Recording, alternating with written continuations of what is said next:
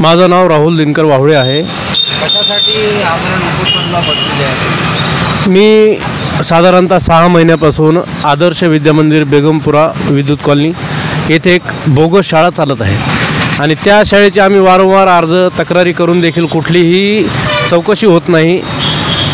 तिथल्या ज्या मॅडम आहेत मुख्याध्यापिका त्यांनी देखील साधारणतः 5 वर्षापासून 72 लाख रुपये पगार त्यांनी घेतलेला आहे आणि हा पगार जो होतो हा पगार शासन त्यांना जनतेच्या पैशातून पगार देतं. म्हणून मी या ठिकाणी जनतेची लूट होत आहे म्हणून मी या ठिकाणी उपोषणाला बसलेलो आहे. मागणी काय?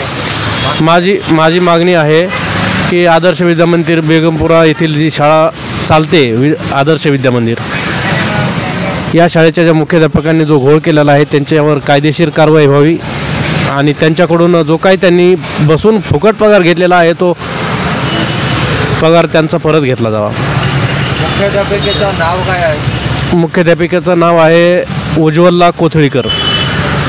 किती वर्षापासून शाळा चालू आहे?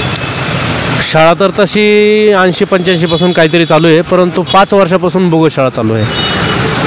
शाळेच्या काय ऑडिट झालेलं आहे? शाळेचं त्यांनी ऑनलाईन ऑडिट केलेलं आहे आणि ऑनलाईन त्यांनी विद्यार्थी पण दाखवले आहेत परंतु असं पाहिलं गेलं असता त्या शाळेत एकही विद्यार्थी नाही.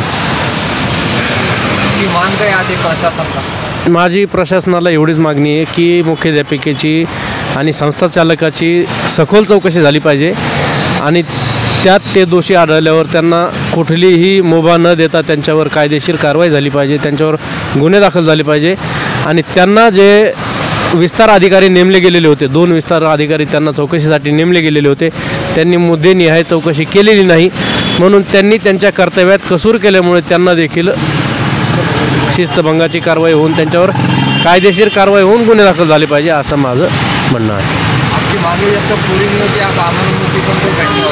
हां, जोपर्यंत आमच्या मागण्या पूर्ण होत नाहीत तोपर्यंत आम्ही इथून उठणार नाहीत, भले मग जागेवर आमचा जीव का जाईना.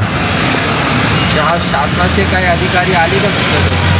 शासनाचे अधिकारी सकाळपासून तर कोणी आलं नव्हतं. आत्ता एक जण आले होते त्यांनी आम्हाला एक पत्र देऊन गेलेत परंतु ते उडवाउडवीचे उत्तरं त्यांचं ते चालूच आहे. हे आमचं असं 6 महिन्यापासून हे असे कुठलेही पत्र आम्हाला काढून देतात त्याच्यात ना काही मूळ आहे ना काही उद्दिष्ट नसतं त्यांचं ते असं.